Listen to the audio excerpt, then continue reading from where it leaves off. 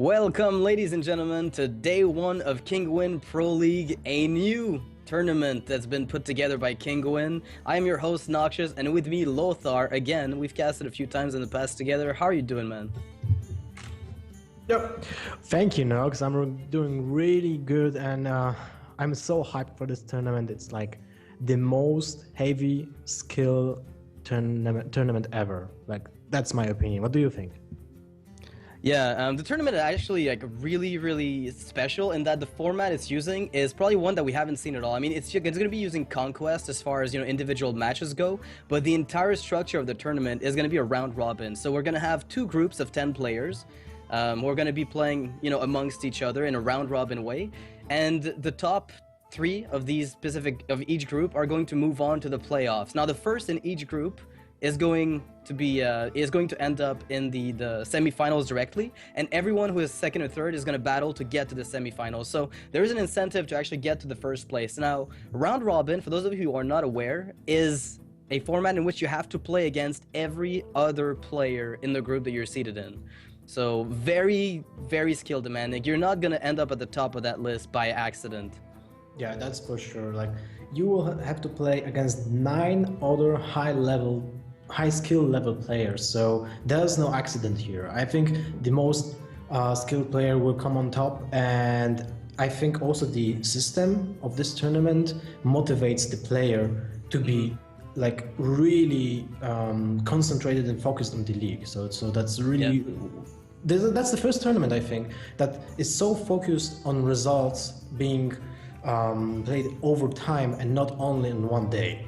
Yeah. When you're playing just in a tournament that's being played in, it's round of 16, 16 players, a single elimination, best of 5. You can get lucky and get to finals, like me in Kinguin for Charge, an example. Yeah, sure. But in such format, when you're playing against 9 really insane players, and it's best of 5, and every single game counts, so you can get lucky over 10 games overall. Yeah. It's like basically you enter a Swiss tournament and you have to do your best, but it's really hard to do in such a high skilled player pool.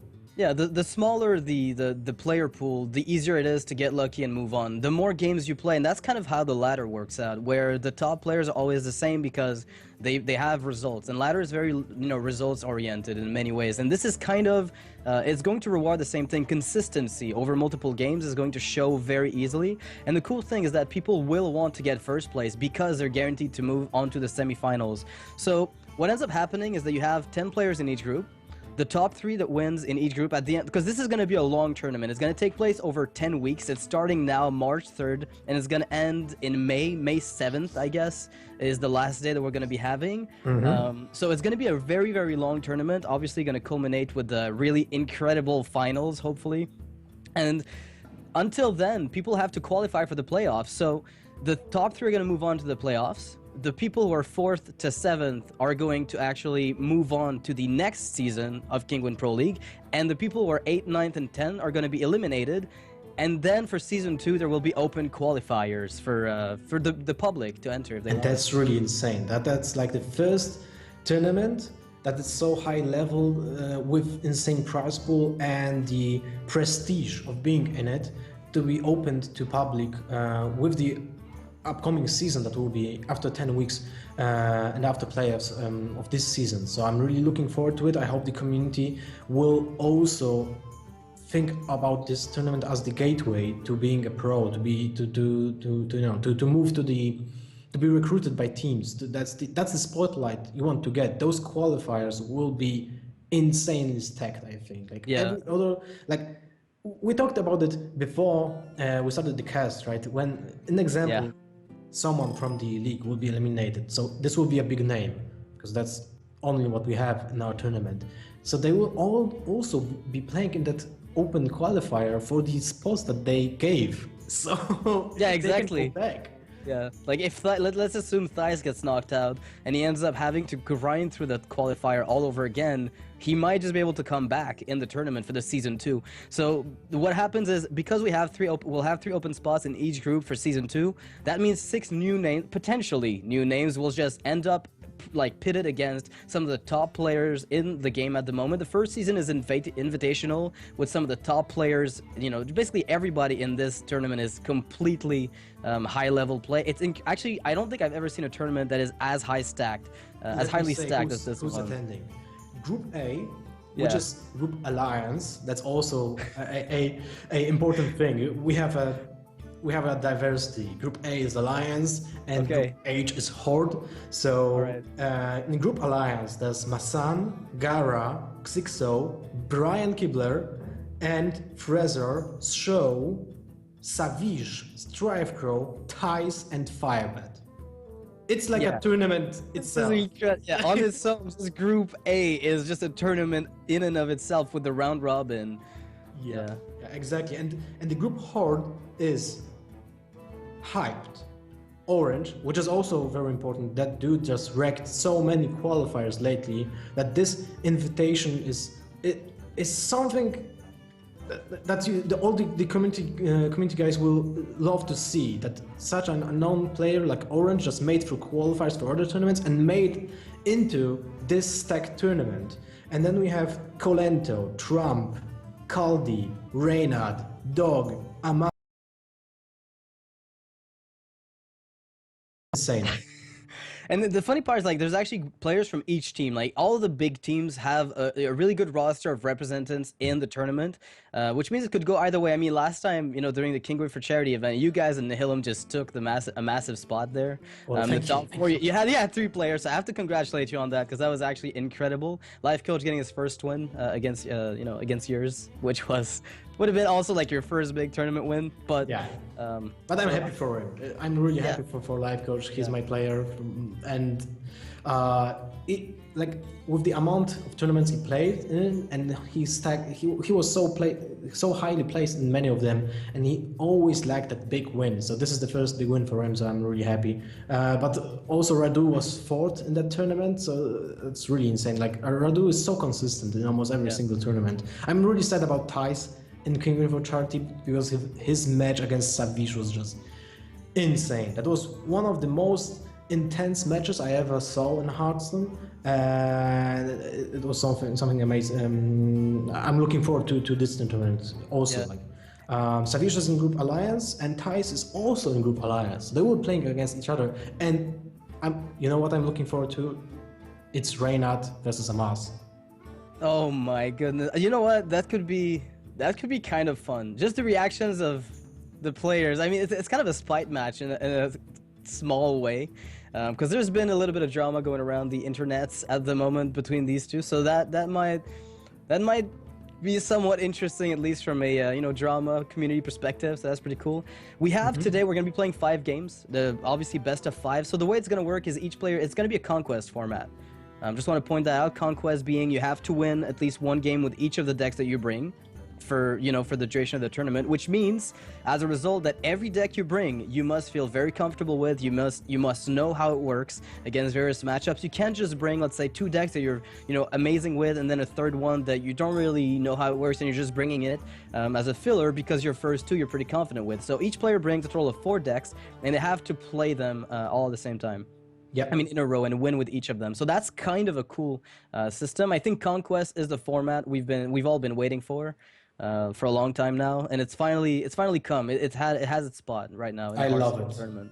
I love the Conquest format. I love the ban system at first, because I was kind of short-sighted when it comes to game design.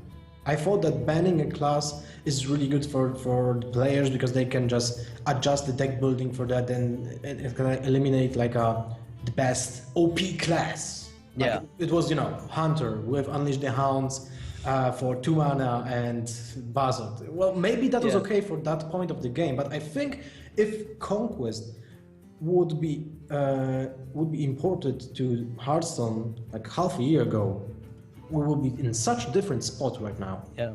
When it comes to metagame, when it comes to tournament structure and all that stuff. So I'm really impressed by Blizzard here, that they incorporated this system, and now the tournaments are just so much more interesting. You don't see hunters being sweeping players by random kill commands and other stuff like this, and you won't be seeing mech mage top decking fireball for the win or Antonidas with stealth part because 3 times in a row, because that's what could have happened with the ban system, right? And now, well, for sure there will be some OP classes that will be played, but they can get only one win.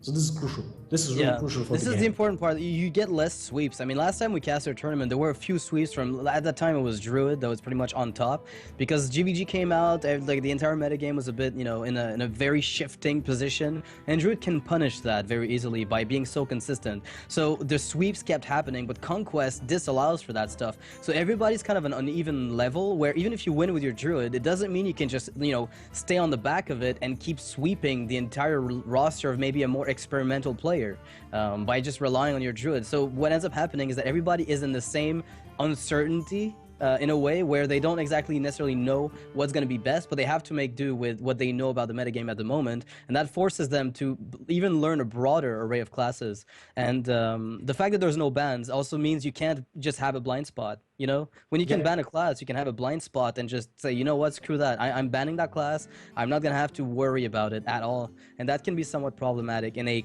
balanced metagame. It was a cool thing from one point of view, because then you can really make some new decks that are tuned to, like, you know, not play against Hunter, not play against Warlock, something like that. That was kind of cool, but it was so detached from the ladder experience, and that's what I didn't like. I disliked about the ban system. And when you see a Conquest tournament like Kinguin Pro League, then you can relate to your own game experience, and you can take a deck from one of the players from the tournament and try it on ladder, because basically those are ladder decks. Yeah, they are. That's really because important. It's blind pick. Yeah, that's really important for the players, for the casuals also, for the filthy casuals, if you like. Filthy casuals? Yeah. So I think it's great, because now every single player can be like, oh, okay, that's a cool deck that I didn't think about it. I can try it on ladder and play it like 20 times, and okay, it's cool. That's a really good deck, because those decks that the pro players will be bringing to this tournament have to be all around good.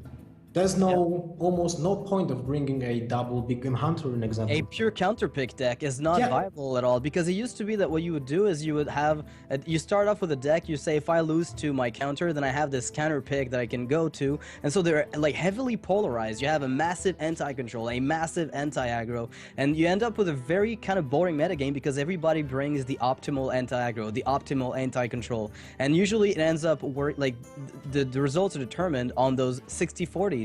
You know, if you lose your 60% win rate matchup, then usually you get sweeped at that point. Like that's what ended up happening in those tournaments, which was really unfortunate, because suddenly the deck that you thought you were slightly favored against is favored against all the rest of your decks, and you got sweeped. Whereas in the Conquest format, that's not happening. So that's pretty cool. Yeah, that's very true. And also, what we forgot to tell, every Friday we'll have a recap.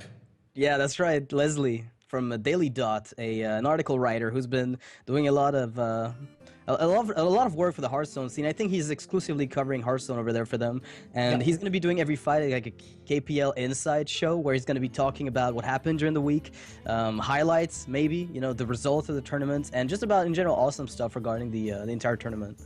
Yeah, I really like this whole like atmosphere of the tournament. It's so hype.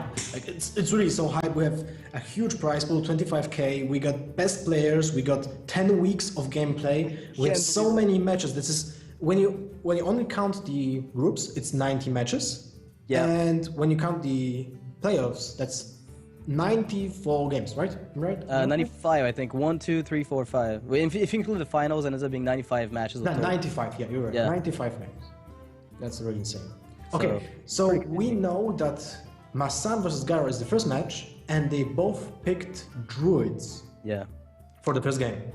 MaSsan versus Gaara, I think, happened during the in Pinnacle 3. I think MaSsan has been out of the loop. He was out of the loop for a while, and now he's like a few months back in the game, and he's already proving that he's still one of the better players out there. It's kind of insane, because he was just completely not there because he was doing military service, I believe, in Korea. And ever since he's been back, At first, I was casting with the Monk, the first tournament that MaSsan had, and we thought maybe he wasn't exactly adjusting because he had very old school, control warrior without any adjustments, and he said, "Oh no, I just think it's, the best deck that I can bring right now," and he was right. And then and then he's been doing tournaments. I think he had 3 tournament wins up until this point, and he got a really big one in Pinnacle last time. So honestly, MaSsan doing a lot of work, and I think he fought Gaara in the groups. He was like in the most stacked group of the entire tourney with Kolento, and he still made it out alive, very well off.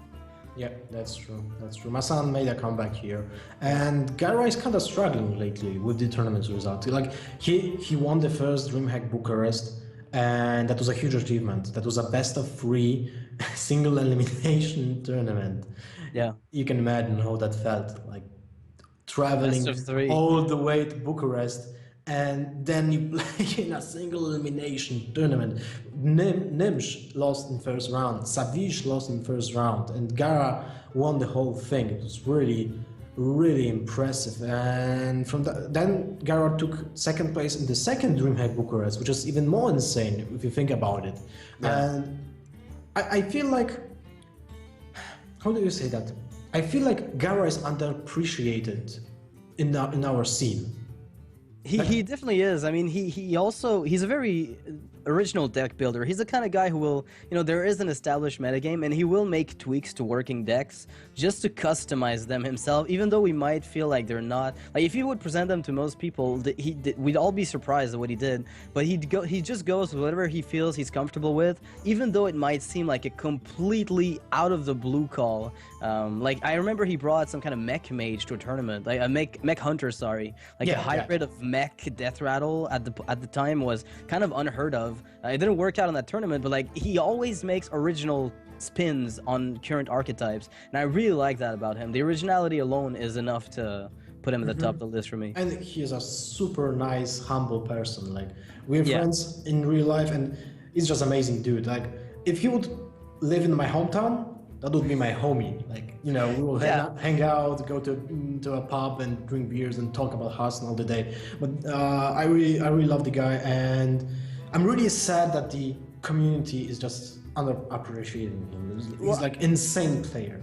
Yeah, and I think also it might be because he doesn't push himself out there too much. He's not exactly the most self-promoting type of guy either. He might be underappreciated, but when he does good tournament, when he has good tournament results, you have to hand it to him. You have to give him props for that. Yeah, that's true.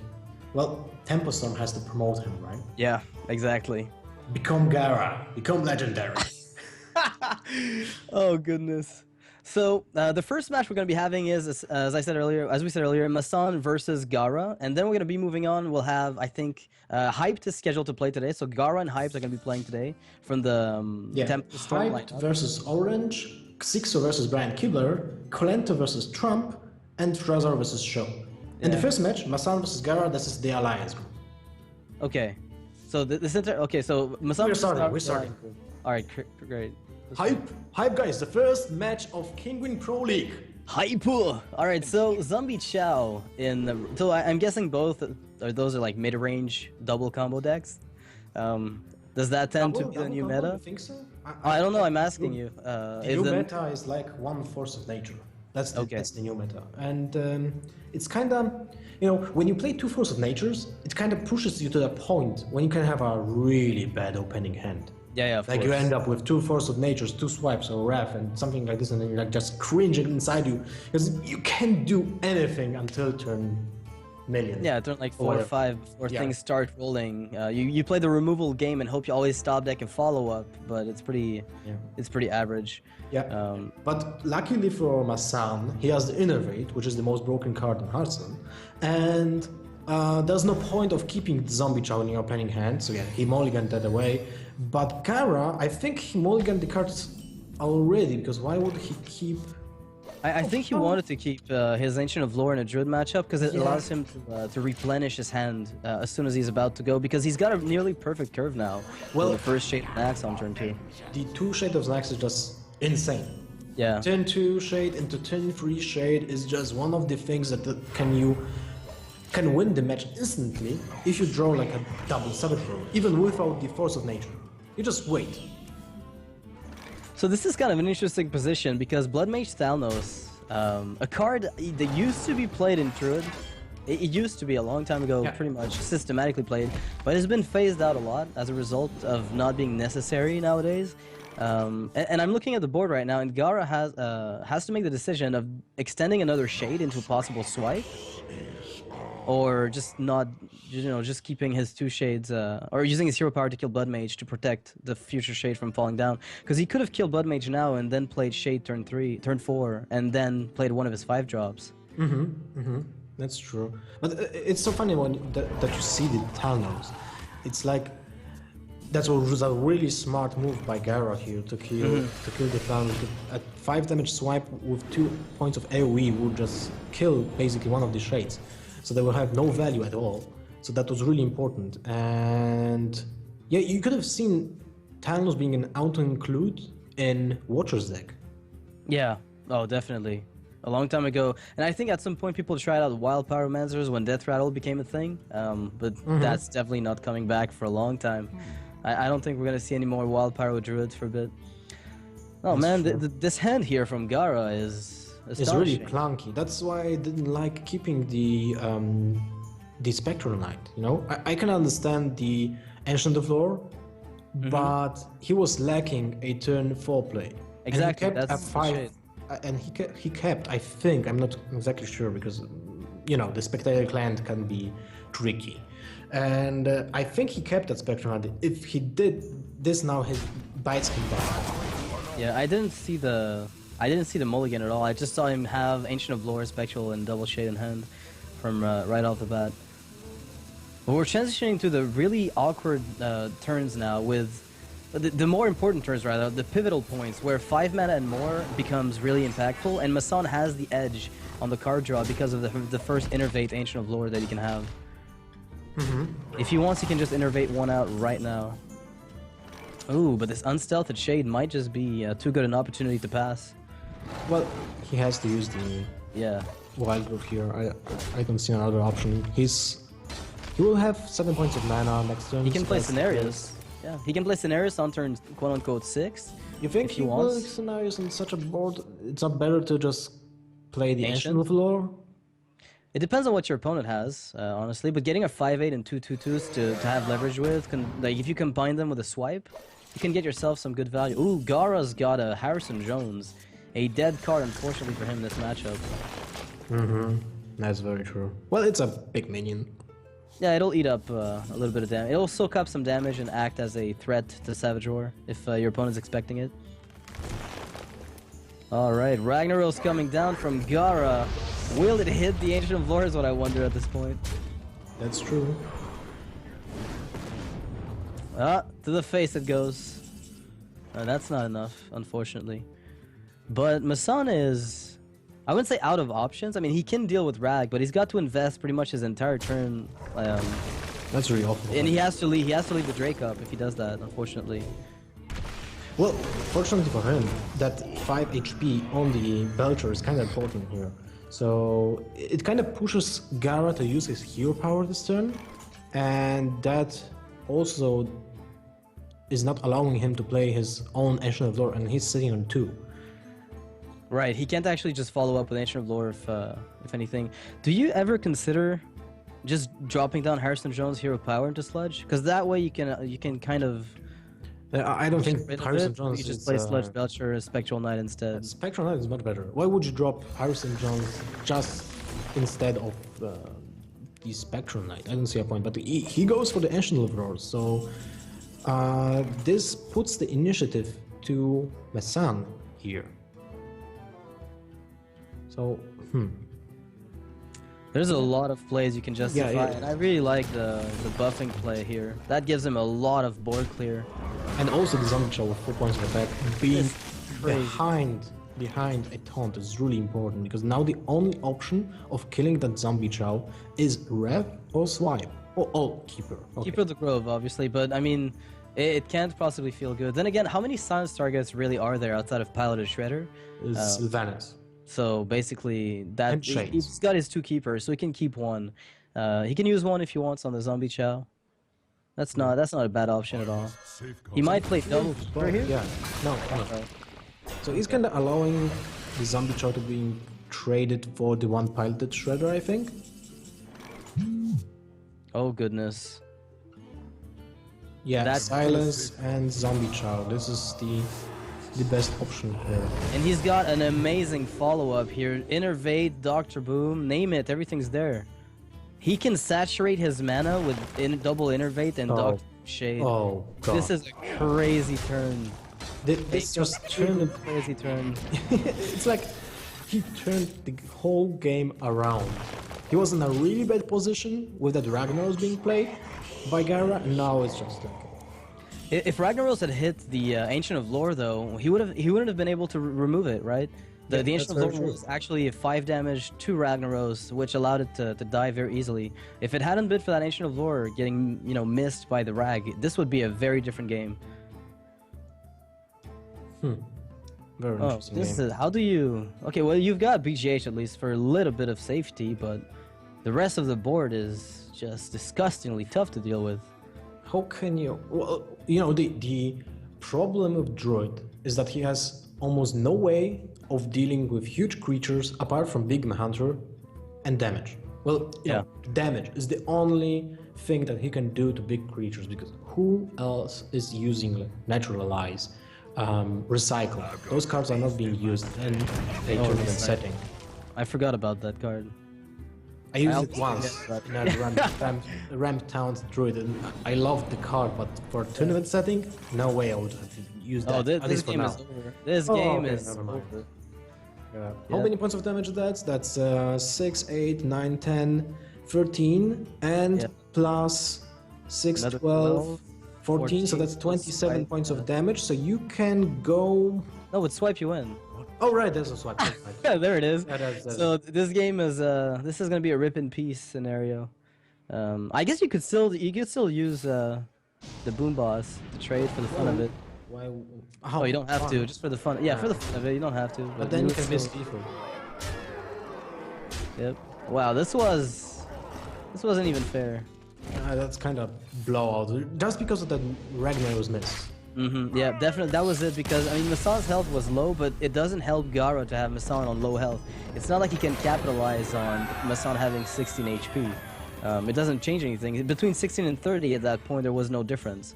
Yeah. But man, how insane is just Dr. Boom? It's like, I know everyone is saying the same. It's overpowered. It's like too big of a threat. The bombs are too powerful. But when you think about Druid, it's even more powerful in Druid, just because of the setup work.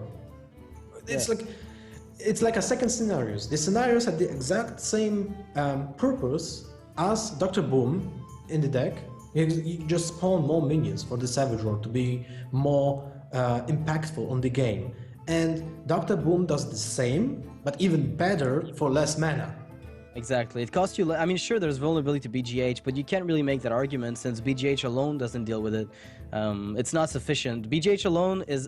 Like, it's fine, it deals with a bigger threat, but you still haven't removed the 2 bodies from the boom bot. So in Druids, even if they do lose boom, they can still, capitalize on those little 1/1s that explode, regardless of what they are. Sometimes when you think about it, you even want your opponent to play the Big Game Hunter just to make the value out of the bombs. Yeah, you can trade both and you're good. Yeah, it's really insane. Like, do you think Blizzard will come to a conclusion that this card has to be changed? To a 6/7? Yeah, of course. Okay, yeah, nerf Dr. Boom to 6/7. I think that will help it massively. I think it's kind of an awkward spot now because you need counters to big creatures, but at the same time, you also you don't want the big creatures to become too good. Did you read the article from Brian Kibler about Big Game Hunter? I have not, no. That was a great article written by Brian Kibler of Brian Kibler Gaming. That he brought a point where Big Game Hunter is limiting game design. Oh, of course it is. It always has, and it's an argument I've been making for what, a year now. It's one of the, like, maybe not a year, but ever since Handlock was a thing. BGH being what it is forbids people to experiment with cards like Deathwing. You can't. There's so many cards you just can't even like I'm gonna take Mech Bear Cat as an example because that to me is an amazing card design-wise. But there is no way you can actually justify playing them on the off chance that the opponent has the BGH when you end up dropping the Mech Bear Cat. Yeah, that's a very good argument because when I saw cards from GVG, you know what was my first instinct to build? Mech? No. Okay. No, man. Beast Druid. Yeah. Oh, yeah. We drew to the Fang 7/7. Yeah, I was like, oh, this card is so cool, and it was like the card art from the snake dude. When you change it from to the beast version, is tied to serpent, form of serpent from World TCG, and I love that card in TCG. So I was like, I have to play this. And then I come to the conclusion. Then I have come to the conclusion that it's just basically rubbish because of Big Game Hunter itself. So it's a worse Boulderfist Ogre at that point. Like, it's 1 mana less, and you're really not guaranteed to get much. So we just got word that MaSsan, having won with his Druid, is going to be moving on to his Warlock. As we know, Conquest is the format, so they're blind picking their decks, and they have to decide once they win with the deck, they have to move on to the next one. So we know that MaSsan has a Warlock, and he's going to be using it against Gaara. So is Gaara going to pick his Druid again? Yeah? Yeah, I think so. Yeah. It's gonna be. How is Warlock right now? Do you think MaSsan is gonna bring Demon Lock or Hand Lock? I've seen a lot of Demon Lock nowadays. Yeah, from my perspective, it's like either Hand Lock or Demon Lock. There's basically no Zoo, which is surprising. I haven't seen any in a long time. Yeah. Yeah, when I was playing Ladder on in February, I think I didn't see one Zoo. Yeah, I think a lot of it has to do with the fact that so many decks can now just stack a really boring Antique Healbot and negate like an entire turn of pressure with a single card. Like, as good as it is, Antique Healbot allows for a lot of utility, but it's one slot in your deck, and that alone, because it's only one slot, you know, people used to use Earthring Farseer, but you had to use 2, and it was a smaller amount. But if you ever run into a hyper-aggressive meta and you decide somehow to put 2 Healbots, then suddenly, how are they supposed to, you know, muster an extra 16 damage out of nowhere? After they think they've got you, you just drop a Healbot, and then have to start trading with the board again, forcing Zoo to play the board game for longer than it wants to, and then that's the point where you transition into your late game, and there's no real way that Zoo can handle this. Yeah, you can also tell about the different type of strategy when you compare an example, Zoo to Face Hunter, an example. Yeah. For Face Hunter, the heal bot is just 8 points of heal because they don't care about the creature at all. But for Zoo, it's basically at least 11 because they have to trade for that creature most of the time. So that's at least 3 points of damage that they have to sacrifice. So that's 11 in overall, and it can even be more. Yeah, it can be even more than that, depending on how many minions end up being played as a result of them having to slow down the aggression. Yeah. Because if Zoo has to slow down the aggression, then you get to play more stuff, then they have to deal with even more. Look so it at ends this. up snowballing. Druid has Kazan Mystic in it. Gaara's Druid has Harrison Jones and Kazan Mystic. That's a heavily teched Druid deck. I don't really like it. I mean, I love the idea of using Kazan Mystic, and I tried it on Ladder like in January because the Mech Mage was such a popular deck right there, and it still is. But and Oracle's online. Yeah, it can bite you back so badly. Like it's a bad Yeti a lot of the time. Like against most decks, it is a bad Yeti. Let's be honest. It's costing you. Pilot Shredder, I would say. Right. That's even a more accurate description of it. It's understated for its cost, obviously as a result of being a tech card, which is understandable. But when it does something, it wins. When you steal a mirror entity with it, you do an amazing job. I mean, of course, Mage might be playing a Cogmaster into it, but a lot of the time when you steal a Freezing Trap from a Hunter and they expect to use it with a bow, you're denying them a huge tempo play that they thought they were going to get. But when it's dead against a class, like in this case against a Warlock, how much will it really accomplish? Even as a body, it dies to Hellfire. That's very true. So I wanted to say that just because of the power overwhelming, I think it's a Demon Lock, but after seeing the implosion, I'm sure that... Yeah, it has to be that. But then again, if you look at Gaara's double Wild Growth, I mean, the Wild Growth #1 and then the Wild Growth #2, if the top decks line up, he could get an amazing pressure lead on his opponent. Wild Growth on turn 2, on turn 3, will mean that he will have... Yeah, that's turn 2 5 because he points did the of- first one. He Oh. went coin and then Oh, okay. So turn 3 for him will be 5 points of mana. yeah. Yeah, that's balanced. That's balanced. It is balanced, of course it is. Yes. Now he will just top deck a... Oh, he doesn't have a Dr. Boom. Okay, never mind. I wanted to say that he will top deck an Innervate and play Dr. Boom. Oh, that's he the did Innervate. top deck the Innervate. You were right. So Harrison Jones here might be played, and it is played because it is actually a pretty good body to just throw away out there. Force the Warlock to use some of his removal and pressure on a minion that you really don't care too much about. But there is no swipe right now in Gaara's hand, which makes those imps... Oh my goodness! Oh. That 4 damage implosion completely shattering Gaara's hopes of getting a tempo lead. And there's no swipe to salvage this. This is really bad. This is not good. Do you have to innervate the Druid of the Yes. Frost since you can already play the Ancient of Lore anyway? Yes, Yeah. you have to. But Wow. this is just trading for the whole board of... But there's a power overwhelming, you're not Something. gonna trade with much. And Abusive Sergeant. It's one creature. Yeah, this is actually abusive Dark Bomb and it kills it. That's it. Like, That's abusive and insane. imp and Dark No, Bomb it and you're good. I think you use the Dark Bomb just because Polar Overwhelming is such a good card with Shadow Flame, and Demon Lock is running one of that.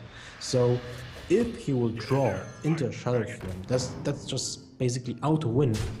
For At this point, yes, definitely. And the Loatheb is going to seal any spells like a swipe. If Gaara gets a swipe, not this turn but the next turn, He has to Loatheb get will it lock now. it down. Yep, exactly. So now he has to cycle the Wrath, I think. Yeah, that would be probably his best bet because if he still gets a swipe off of this, he can stabilize the board. Oh, that's stupid. That will be one of the best draws, like in Sylvanas right now. This is off curve. This is Very, very off curve. This is really bad for Gaara. Looking grim. Oh, This is actually a little. So in this case, if you're MaSsan, do you just develop the Defensive Argus or a Loatheb? I think you played Defensive Argus just because you can draw more cards and also put more value in the Succubus. Right. You can get even Succubus. Yeah, you can get even more health back from it. And basically, every time she hits for 2, you get an entire free life tap. So she doesn't read when you attack something, get a card draw, but that's essentially how you read it. Ooh. Yeah. Okay, Sylvanas getting played here over Ancient of Lore. I'm kind of wondering about this kind of play. Yeah, I'm not too sure about that, but there's got to be a reason. Oh, that Dr. Boom. I love the idea of playing Sylvanas on the turn before. Well, he didn't have it, but He didn't have the mana, yeah. yeah, but right now I would love to see the Ancient of Lore instead of Sylvanas. Basically the same, and my bet is that he will get a 1/1 minion from this. So the Ancient if of Lore MaSsan- value was much better, I think. I think it would have given him a little bit more steam, but then again, oh wait, Dr. Boom being played before. Whoa. Well, actually, that's still fine because Sylvanas cannot kill herself. She cannot commit Sudoku on any of these guys. Swipe here would make a difference. Yeah, would make a difference here, but there's no swipe. You have to BGH probably. You have to BGH the Dr. Boom. I mean, this might just be lethal next turn. I'm looking at this double power overwhelming with Defensive Argus. How many points of that's an damage? extra That's- 10 damage. that's- So the boom bots exploding would seal it. He has 13 points of health, dude. Yeah. It's lethal almost without anything. Yeah, but Dr. Boom dead removes a lot of the burst. Like you look at this is But still, this is super bad for Gaara. Like there's implosion, mortal coil, power yeah, it's overwhelming. over. The game is over. That's, GG. that's basically it. Now is. we use implode. Oh no, it's lethal. Yeah. Yeah, it is more than lethal. It's over lethal by a little bit, quite a little bit actually. You can even mortal coil your bomb just for BM. He didn't. I'm disappointed. Oh yeah, what if it hits Sylvanas and he steals the imp? Yeah, you can't have that. You can't have that happen. Yeah. All right, Oh, well played by MaSsan here, getting 2-0 on Gaara, who tried to get his Druid. Do you think, I mean, the Sylvanas play was maybe a little marginal, but what I really wonder is, why go with a Druid that you know is teched with Kazan Mystic against a Warlock? Well, to be honest, Gaara didn't know which class will be MaSsan using in the next game, right? Because it will be... he knows the classes, but there's still 2 classes left. So he had to take a risk against whom he will be playing. And I think, because I'm not sure what is the third class of MaSsan, but if it's Hunter, then I see the point of playing the Druid. Yeah, okay, I see what you mean. Like, if Hunter or Mage came out at any point, then that would have been So much better to have the Kazan Mystic teched out. And they were really good picks against Druid anyway.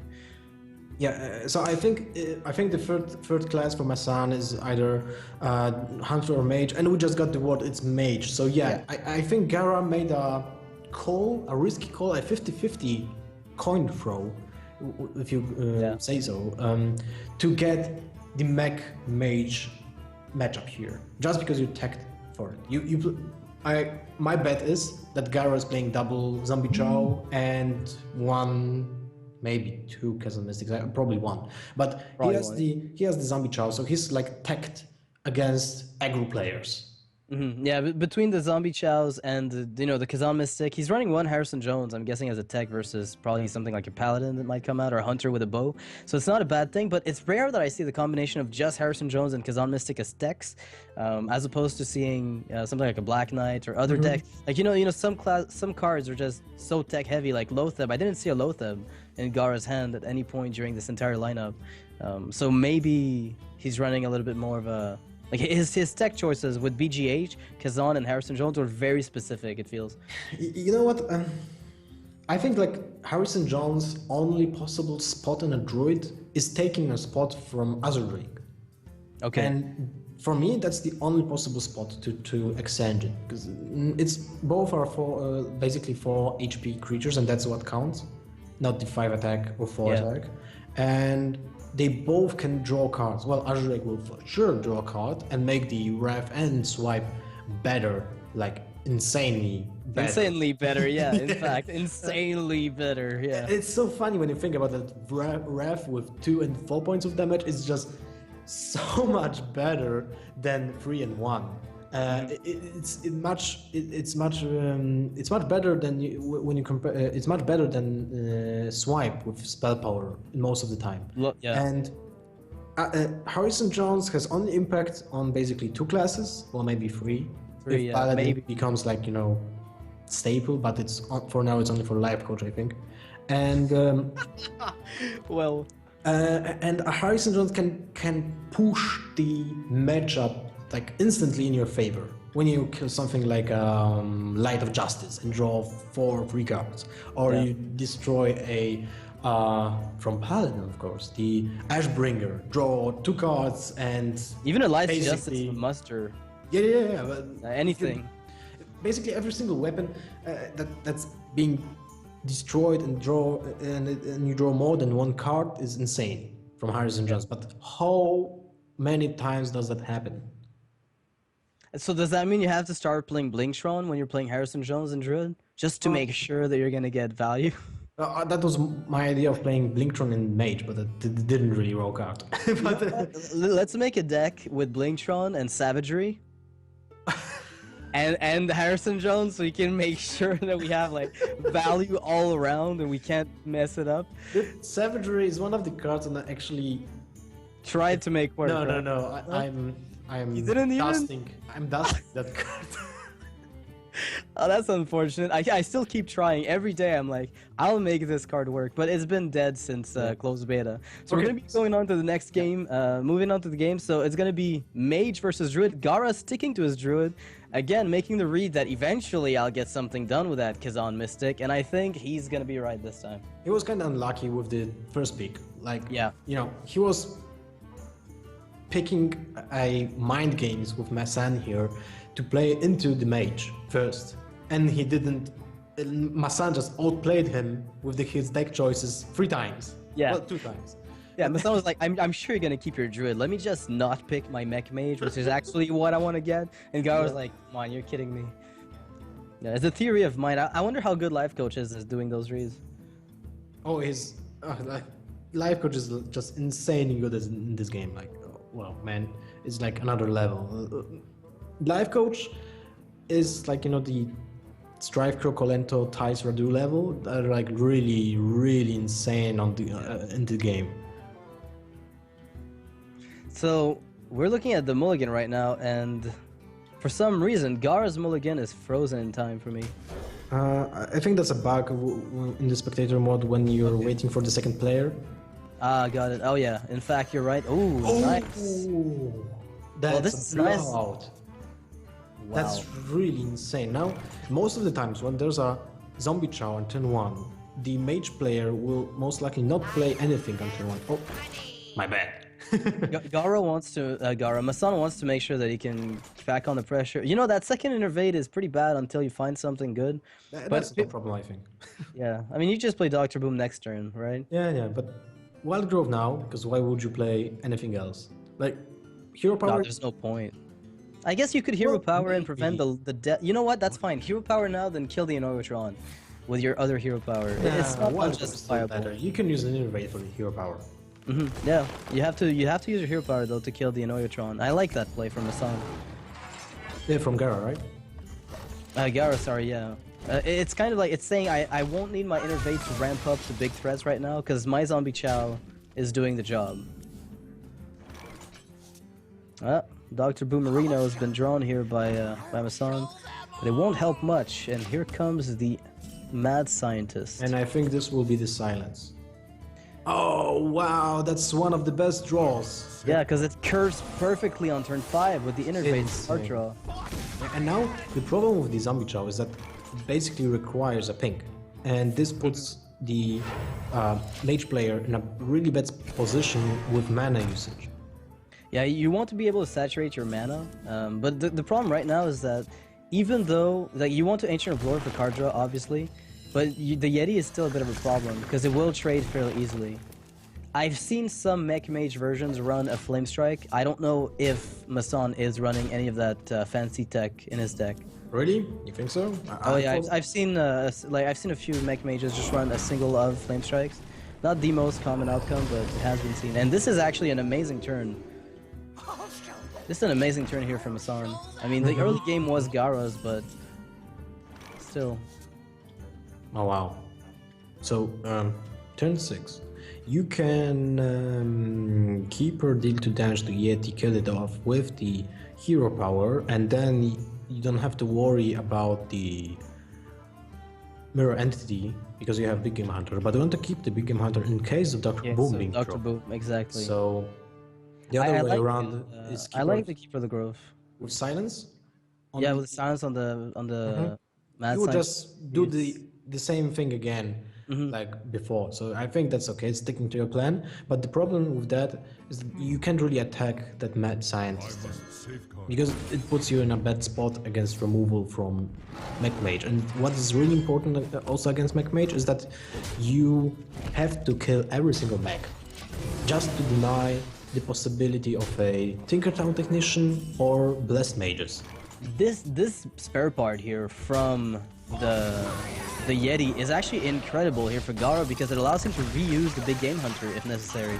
Or if he puts down a Mad Scientist, like a Ragnaros into a Mad Scientist or Mirror Entity, he can suddenly kill it and then still get his BGH for the Dr. Boom if necessary. So you can.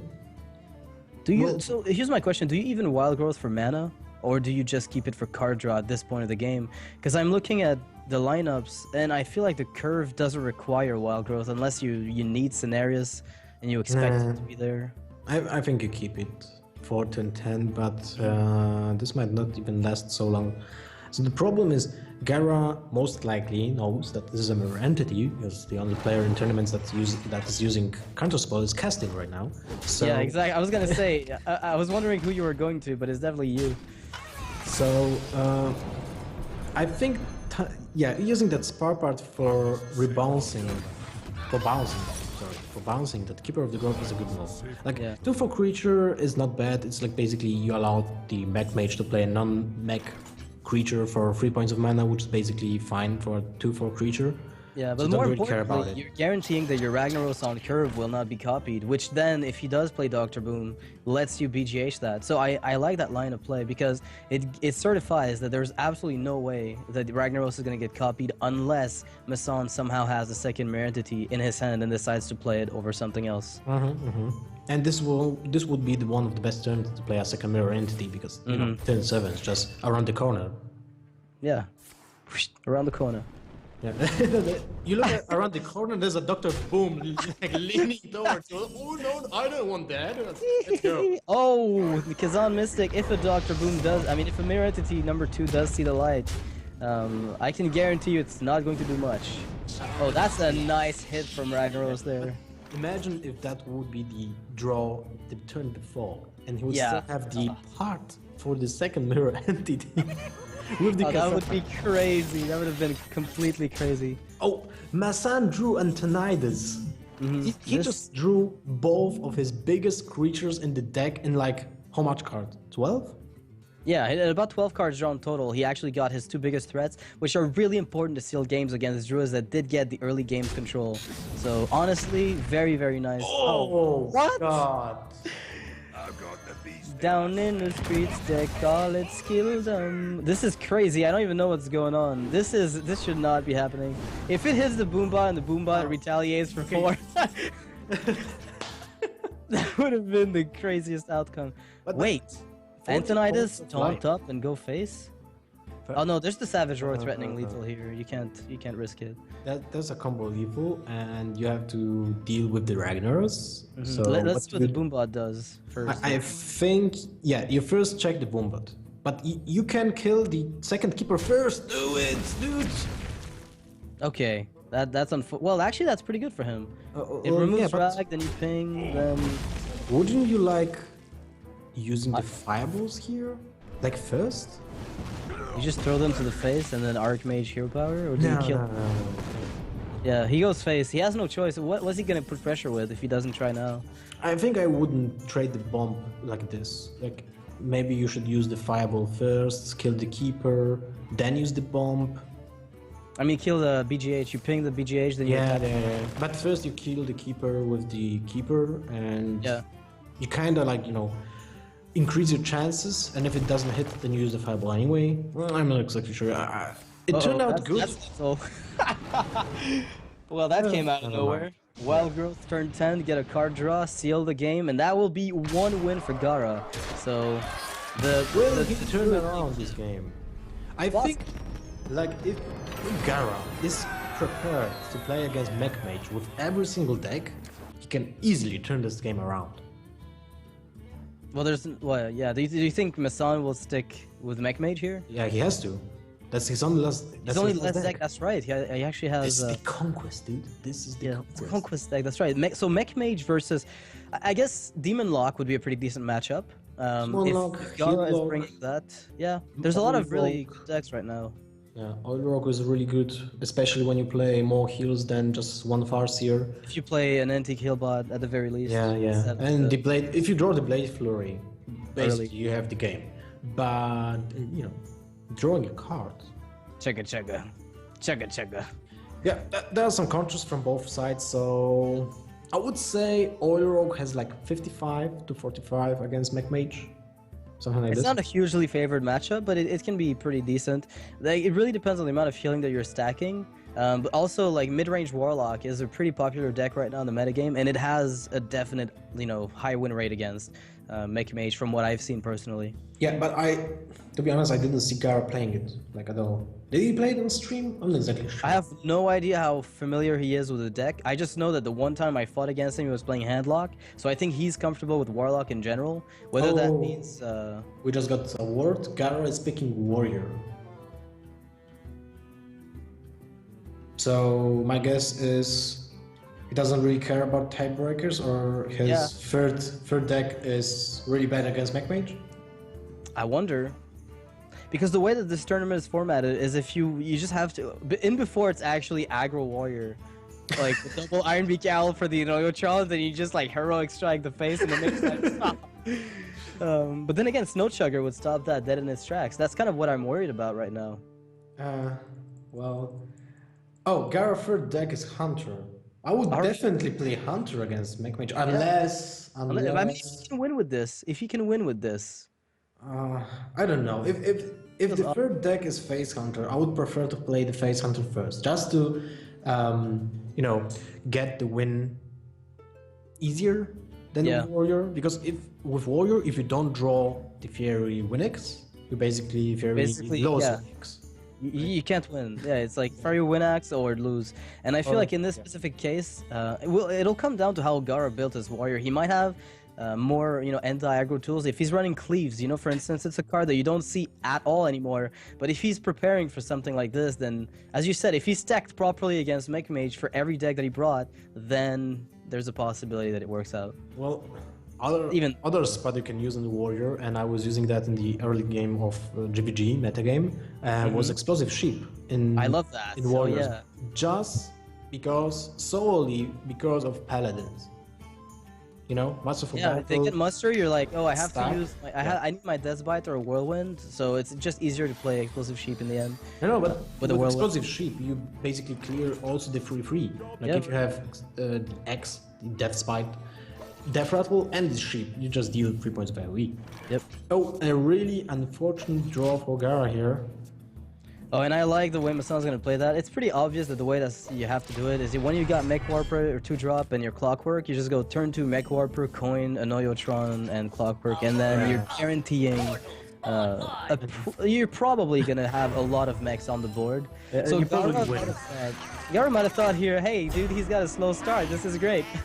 Portal online. Hello. It's like, no, you're not. You're not getting away with it. And what does say the Clockwork Gnome? I don't know. I forget. I've got no idea now that you mention it. How do I not know that? I'm not sure. You're just like the Jero in your master, right?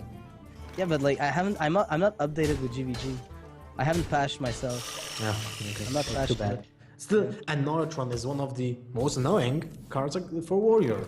Yeah, it is. How do you deal with that The problem with the card, the problem with the card is for warriors is that in effect they have no real way to remove the divine shield without using literally 2 attacks into it. It's really problematic. I guess if you're running a Black Knight, it's like It's okay. It's okay. it's a counter to Anoyotron.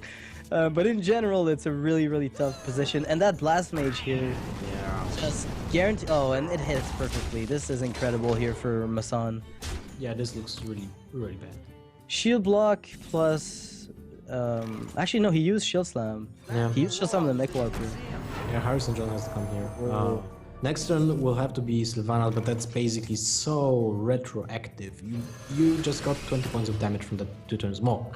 Yeah, and like what is That's Harrison Jones end of the really game. doing here? Because you look at the board, and what's going to happen is that even if Harrison Jones attacks into the Anoyotron, nothing happens. That's lethal next turn. Oh, that is the Slash Belcher. That somehow that will That helps stop a the little. bleeding.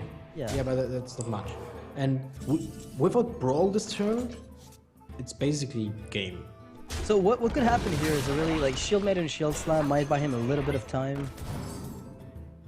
Maybe. Maybe Brawl. Yeah, Brawl would Still- be the best. Arguably the absolute best, no question. I mean, you can always execute that 5-1 if necessary. Fiery War Axe 1-2, Harrison Jones to the 4th. Never mind, there's no way. Nothing lives here. Yeah, it's Brawl or Bust, right? Let's call it here. Yeah. And Brawl even then, bust. the dog's coming up. So Brawl is probably the only out in Oh. Gaara's lineup right now. That is not a Brawl. Well, it's funny that the Fury Warlocks wouldn't actually do much in this matchup anyway. In this match. Because that was at the the moment, Anoyotron. doesn't do anything. Yeah. No, that's really hard to watch. Like, Yeah, I remember. Actually, you know what? I remember what Clockwork Gnome says. I am ready. Oh, yeah, right. That's exactly it. That's right. You just want a chocolate cookie. Yeah. Let I me hope hand I- it to you off screen. Yeah, that mic pass. All right, so P shield blocks, hoping for a possible shield slam to combine with execute, but hoping for the Doomsayer. Come on, man. God. Can you That's do it? 1 to 68? 163, I think. Nope, that's not. And he chooses death like an honorable Sudoku warrior. I like this. So first game of Kinguin Pro League, MaSsan is the winner. Yeah. I am actually surprised Gaara did not go for Hunter. I am very surprised by that, honestly. Let's talk about the game. What could have done? What could have Gaara done differently? I would say nothing, because if you don't have the Fiery War Axe, and like if you have Fiery War Axe, you're possibly okay. If the opponent has Mech Warper and Noyotron, suddenly your Fiery War Axe is a dead card, because it trades 1-for-1 with a Noyotron. And funny enough, Fiery War Axe is what we usually consider in Warrior the ultimate anti-aggro value card, because you guarantee a 2-for-1 in just about every case. But because of a Noyotron, and because of the fact that Mech Warper, pumps it out very quickly, it essentially doesn't even have time to get the value that you want out of it. And being on the coin for MaSsan here was also very useful, because it allowed him to get 3 mechs on the board at the same time. Yeah, that's very true. But so in retrospect, you can say that Gaara should play Hunter. I thought he would go for. I think it makes a lot more sense to play Hunter. I mean, he's got to be running Iron Beak Owls at the very least for something. If he's playing Face Hunter, mid-range Hunter still does pretty well. If they're running anti-aggro tools, they're still fine. They've got at least Unleash the Hounds to get some value, nearly guaranteed value, in fact. So I'm not exactly sure what the thought process was of Gaara to get with that warrior as opposed to Hunter. Well, in retrospect, I think Gaara should have led with Hunter and not stick to Rogue to Druid. Like when we were playing in the Kinguin for charity, I saw people sticking the one deck for too long. I think. And losing, let's say, 2 games out of 3 with it, which means that it's a real deal. Okay. Yeah, exactly. So I think that was the problem here, that Gaara just put too much faith in that Druid deck. And that's also the point of what we were talking about, the Conquest itself, right? You have to bring 3 all-around good decks and not rely on one deck. And I think Gaara just relied on one deck here. Yeah, like the Conquest format really rewards lighter, quote-unquote, appropriate decks where you're just able to tackle just about any type of deck that comes your way.